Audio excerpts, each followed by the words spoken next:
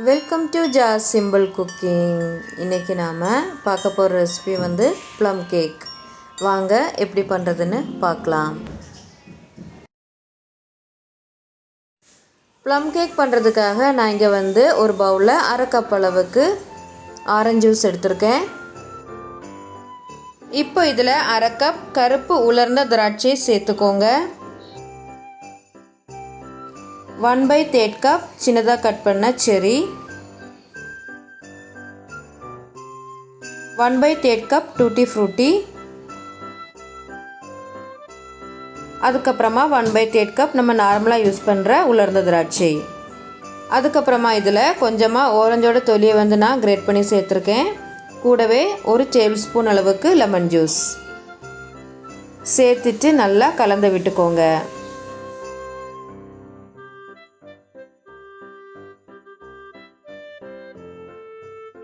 இப்போது எல்லாம் சேர்த்து நல்லா கலந்து விட்டதுக்கப்புறமா மூடி வச்சு இதை வந்து ஒரு நாள் ஃபுல்லாக வந்து ஊற வைக்கணும். நான் வந்து கிட்டத்தட்ட 9 மணி நேரம் போல் ஊற வச்சுருந்தேன்.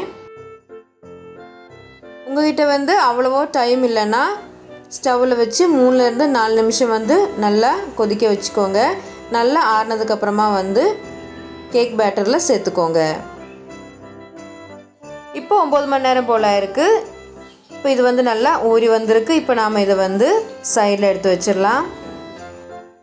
அதுக்கப்புறமா சுகரை வந்து கேரமலைஸ் பண்ணிடலாம். அதுக்காக ஸ்டவ் ஆன் பண்ணி நான் வந்து ஒரு சோஸ் பேனில் 3/4 கப் அளவுக்கு சுகர் சேர்த்துருக்கேன். இப்போ இது வந்து லைட்டாக கலந்து விட்டுக்கோங்க.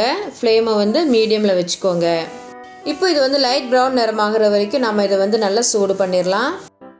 இப்போ இது வந்து லைட் ப்ரௌன் நிறம் ஆகிட்டு இப்போ நாம் இதில் வந்து 1/2 கப் அளவுக்கு தண்ணி சேர்த்துடலாம்.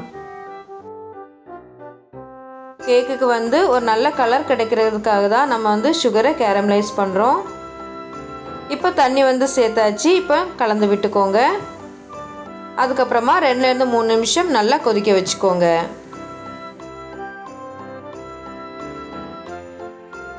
இப்போ 3 நிமிஷம் நல்லா கொதிச்சுட்டு இப்போ நாம் வந்து ஸ்டவ்வை ஆஃப் பண்ணிடலாம். அதுக்கப்புறமா இதை வந்து நல்லா ஆற வச்சிடலாம். இப்போ இது வந்து சைடில் இருக்கட்டும். அதுக்கப்புறமா ஒரு மிக்ஸி ஜார் எடுத்துக்கோங்க.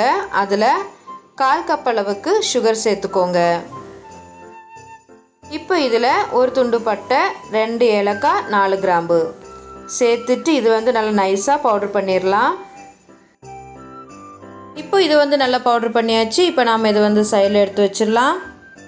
அதுக்கப்புறமா கேக்கை வந்து பேக் பண்ணுறதுக்காக நான் இங்கே வந்து ஒரு அலுமினியம் டின் எடுத்து வச்சுருக்கேன்.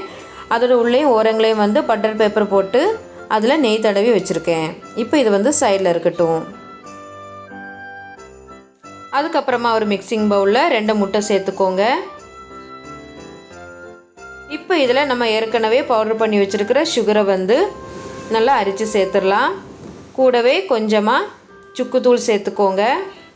சேர்த்துட்டு இப்போ இது வந்து நல்லா அரிச்சிடலாம்.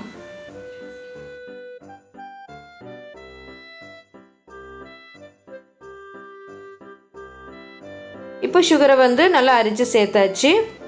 இப்போ இது வந்து நல்லா கலந்து விட்டுக்கோங்க.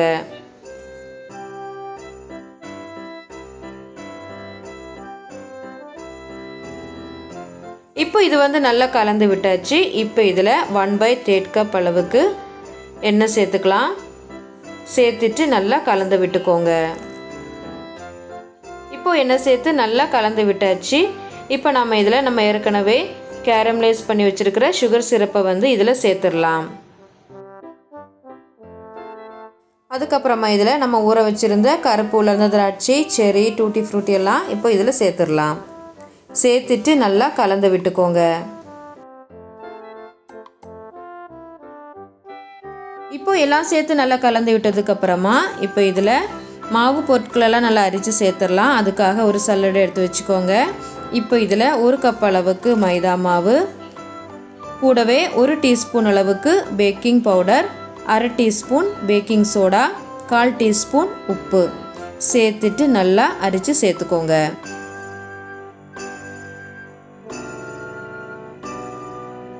இப்போ இதில் 1 டீஸ்பூன் அளவுக்கு வெனிலா எசன்ஸ் சேர்த்துக்கோங்க. சேர்த்துட்டு மெதுவாக கலந்து விட்டுக்கோங்க.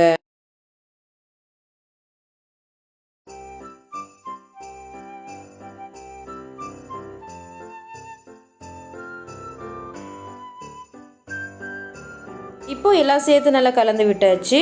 அதுக்கப்புறமா ஒரு பவுலில் 1/2 கப் அளவுக்கு மைதா மாவு சேர்த்துக்கோங்க. இப்போ இதில் 1/4 கப் அளவுக்கு சின்னதாக கட் பண்ணி வச்சுருக்கிற பாதாம் கேஷ்யூ நட்டை சேர்த்துடலாம். சேர்த்துட்டு நல்லா கலந்து விட்டுக்கோங்க.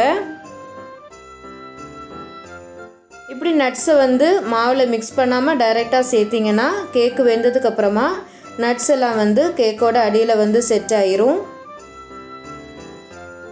இப்படி மாவில் மிக்ஸ் பண்ணி சேர்த்திங்கன்னா கேக்கு வெந்ததுக்கப்புறமா நட்ஸ் எல்லாம் வந்து கேக்கில் எல்லா இடத்துலையும் ஈவனாக இருக்கும்.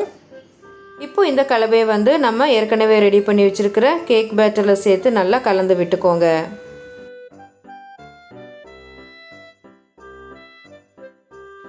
இப்போ மாவு வந்து ரெடியாக இருக்குது. இப்போ நாம் இதை வந்து நம்ம ஏற்கனவே ரெடி பண்ணி வச்சுருக்கிற கேக் மோல்டில் சேர்த்துடலாம்.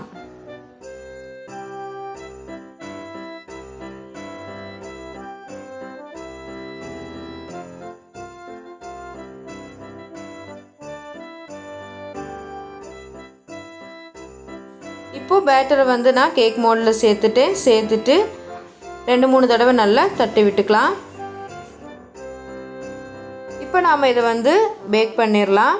அதுக்காக நான் இங்கே வந்து ஒரு கடாயை ஸ்டவ்வில் வச்சு ப்ரீ ஹீட் பண்ணி வச்சுருக்கேன். இப்போ நாம் ரெடி பண்ணி வச்சுருக்கிற கேக் பேட்டரை வந்து உள்ளே சேர்த்துடலாம்.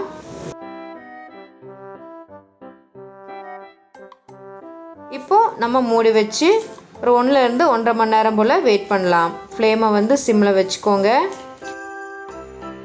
இப்போ 30 நிமிஷம் போல் இருக்குது. ஓப்பன் பண்ணி பார்த்துடலாம். கேக்கை வந்து டெக்கரேட் பண்ணுறதுக்காக நான் இங்கே வந்து கொஞ்சமாக கேஷ்யூ நட், அதுக்கப்புறமா கொஞ்சமாக செர்ரி, கொஞ்சம் கருப்பு உலர்ந்த திராட்சை சேர்த்துருக்கேன். கேக்கு வந்து வேக வைக்கும் போதே நீங்கள் வந்து இப்படி டெக்கரேட் பண்ணக்கூடாது. அப்படி டெக்கரேட் பண்ணிங்கன்னா கேக்கு வந்து பொங்கி வரும்போது இந்த நம்ம சேர்த்த நட்ஸ் எல்லாம் மறுபடியும் உள்ளே போயிடும். அதனால் 30 நிமிஷத்துக்கு அப்புறமா சேர்த்துக்கோங்க. இப்போ நாம் வந்து மறுபடியும் மூடி வச்சு வேக வச்சிடலாம்.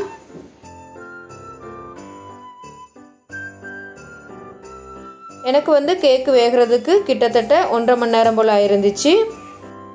இப்போ ஒரு குச்சி வச்சு செக் பண்ணி பார்த்துடலாம். பாருங்கள், இது வந்து நல்லா க்ளீனாக வந்திருக்கு. இப்போ நம்ம வந்து ஸ்டவ்வை ஆஃப் பண்ணிவிட்டு இதை வந்து நல்லா ஆற வச்சிடலாம். நல்லா ஆறினதுக்கப்புறமா பட்டர் பேப்பரை வந்து ரிமூவ் பண்ணிடலாம். இப்போ நாம் இதை வந்து கட் பண்ணிக்கலாம்.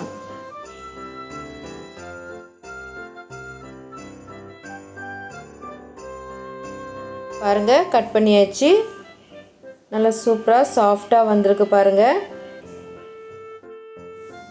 ப்ளம் கேக் வந்து எப்போவுமே நம்ம என்றைக்கு கேக் பண்ணுறோம்னா மறுநாள் சாப்பிட்றதுக்கு தான் ரொம்ப சூப்பராக இருக்கும். நீங்களும் வீட்டில் ட்ரை பண்ணி பாருங்கள். இந்த வீடியோ உங்களுக்கு பிடிச்சிருந்துச்சின்னா லைக் பண்ணுங்கள், ஷேர் பண்ணுங்கள், மறக்காமல் சப்ஸ்கிரைப் பண்ணுங்கள். தேங்க்ஸ் ஃபார் வாட்சிங்.